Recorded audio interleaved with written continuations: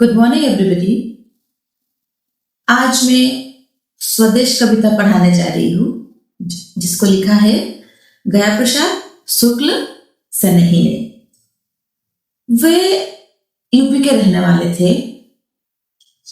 ये जो कविता है ये देशभक्त कविता है।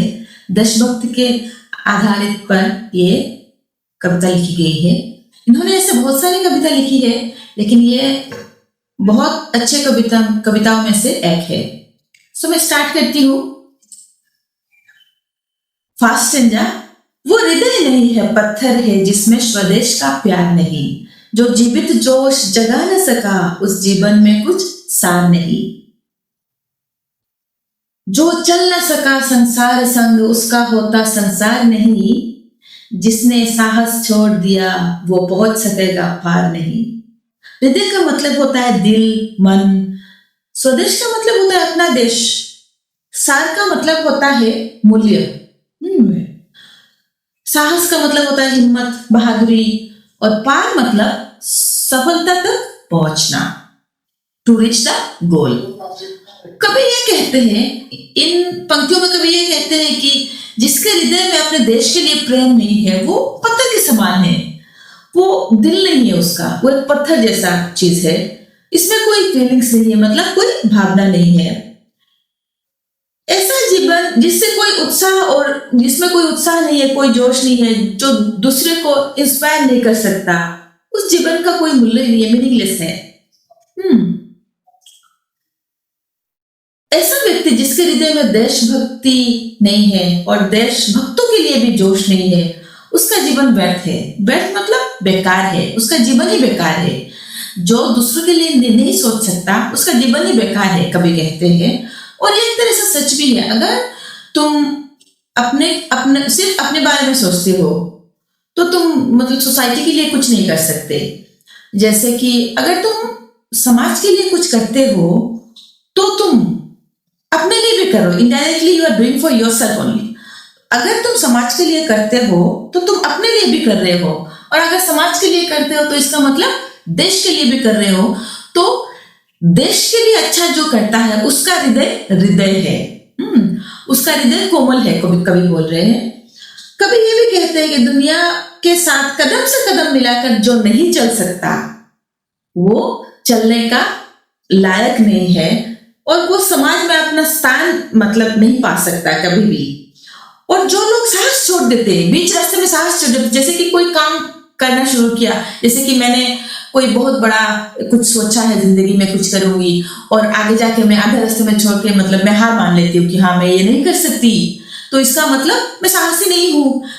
अगर मैं हार मान लेती हूँ तो मैं अपना गोल तक पहुंच ही नहीं सकती। अगर कोई भी, क्या आप भी हो, अगर मैं भी हूँ, कोई भी, हमारी सोसाइटी में बहुत सारे लोग हैं, अगर आधे रास्ते में तुम छोड़ देते हो, अपना साहस छोड़ देते हो, बल छोड़ देते हो, तो तुम कभी आगे नहीं बढ़ सकते। कभी बिल्कुल ठीक कहते हैं।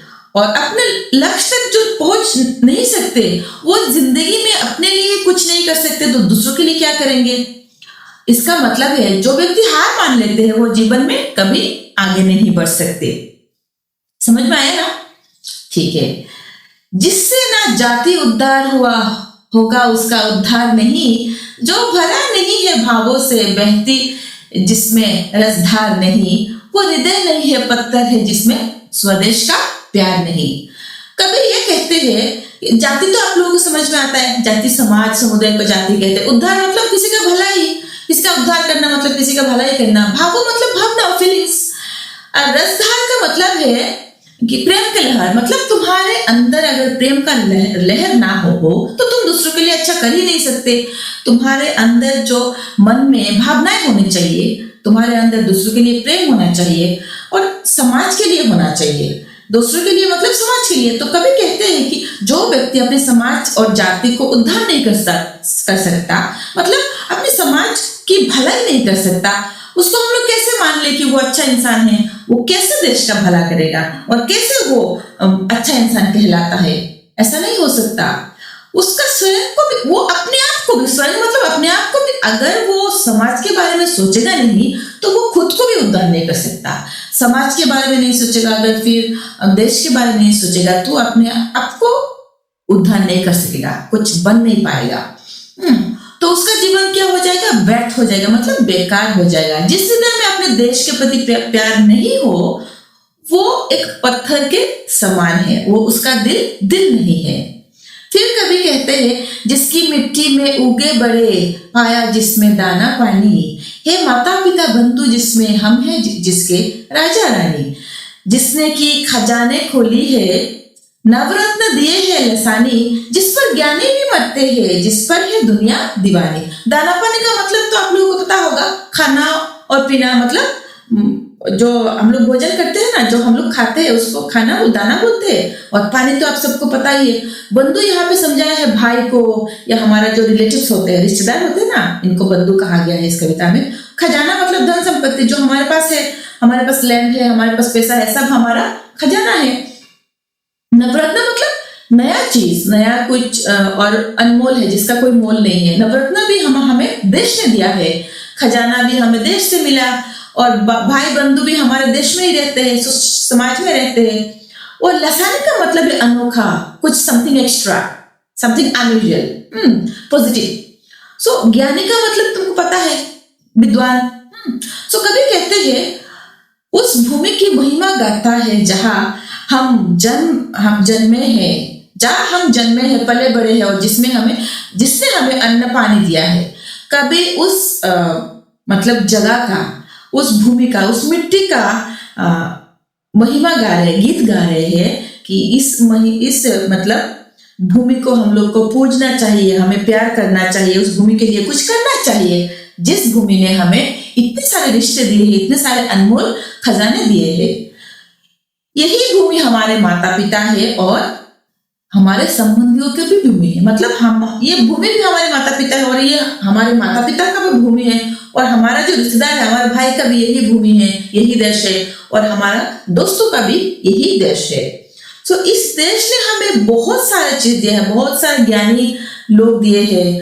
भारत की संस्कृति, ज्ञान और परंपरा इतनी महान है कि पूरी दुनिया इसे सराहती है, पूरा दुनिया इसका गीत गाती है।